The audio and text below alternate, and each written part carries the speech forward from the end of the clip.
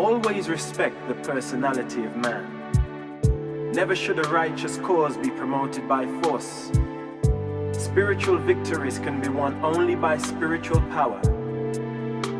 This injunction against the employment of material influences refers to psychic force as well as to physical force. Overpowering arguments and mental superiority are not to be employed to coerce men and women into the kingdom. Man's mind is not to be crushed by the mere weight of logic or overawed by shrewd eloquence. While emotion as a factor in human decisions cannot be wholly eliminated, it should not be directly appealed to in the teachings of those who would advance the cause of the kingdom. Make your appeals directly to the divine spirit that dwells within the minds of men. Do not appeal to fear, pity, or mere sentiment. In appealing to men, be fair, exercise self-control, and exhibit due restraint. Show proper respect for the personalities of your pupils. Remember that I have said, "Behold, I stand at the door and knock, and if any man will open, I will come in." In bringing men into the kingdom, do not lessen or destroy their self-respect. While overmuch self-respect may destroy proper humility and end in pride, conceit, and arrogance, the loss of self-respect often ends in paralysis of the will. It is the purpose of this gospel to restore self-respect to those who have lost it, and to restrain it in those who have it. Make not the mistake of only condemning the wrongs in the lives of your pupils. Remember also to accord generous recognition to the most praiseworthy things in their lives. Forget not that I will stop at nothing to restore self-respect to those who have lost it, and who really desire to regain it. Take care that you do not wound the self-respect of timid and fearful souls. Do not indulge in sarcasm at the expense of my simple-minded brethren. Be not cynical with my fear-ridden children. Idleness is destructive of self-respect.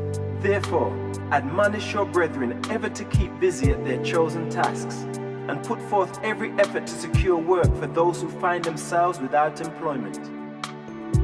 Never be guilty of such unworthy tactics as endeavoring to frighten men and women into the kingdom. A loving father does not frighten his children into yielding obedience to his just requirements.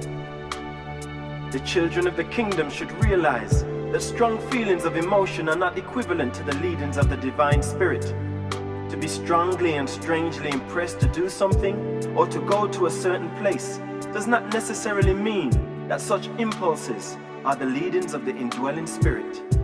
Forewarn all believers regarding the fringe of conflict which must be traversed by all who pass from the life as it is lived in the flesh to the higher life as it is lived in the spirit. To those who live quite wholly within either realm, there is little conflict or confusion, but all are doomed to experience more or less uncertainty during the times of transition between the two levels of living. In entering the kingdom, you cannot escape its responsibilities or avoid its obligations. But remember, the gospel yoke is easy and the burden of truth is light.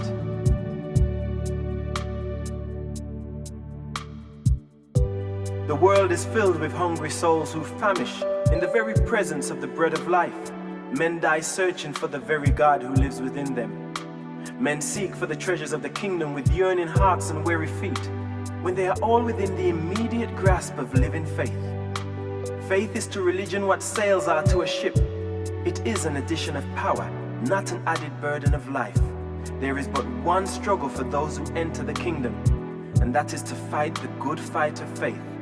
The believer has only one battle, and that is against doubt, unbelief. In preaching the gospel of the kingdom, you are simply teaching friendship with God, and this fellowship will appeal alike to men and women, and that both will find that which most truly satisfies their characteristic longings and ideals.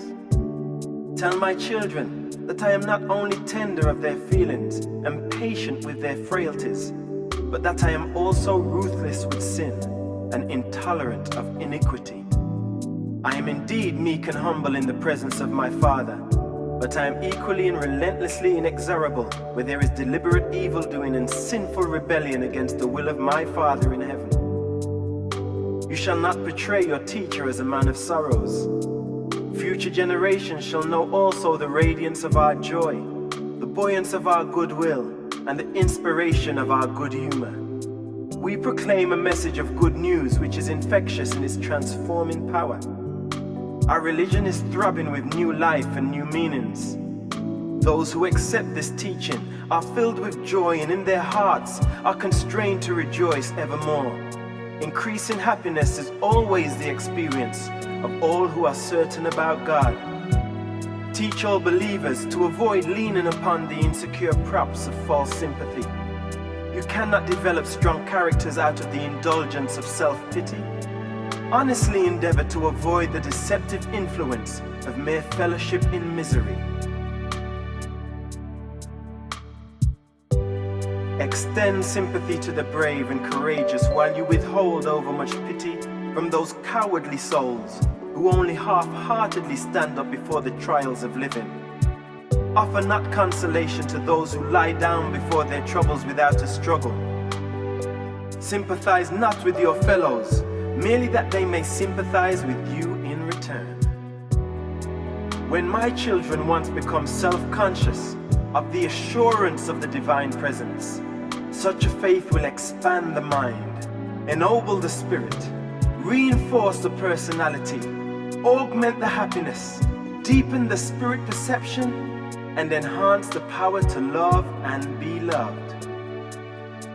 Teach all believers that those who enter the kingdom are not thereby rendered immune to the accidents of time or to the ordinary catastrophes of nature. Believing the gospel will not prevent getting into trouble, but it will ensure that you shall be unafraid when trouble does overtake you.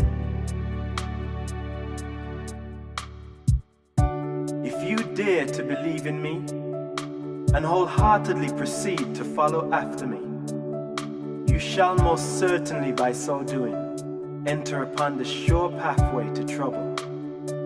I do not promise to deliver you from the waters of adversity, but I do promise to go with you through all of them.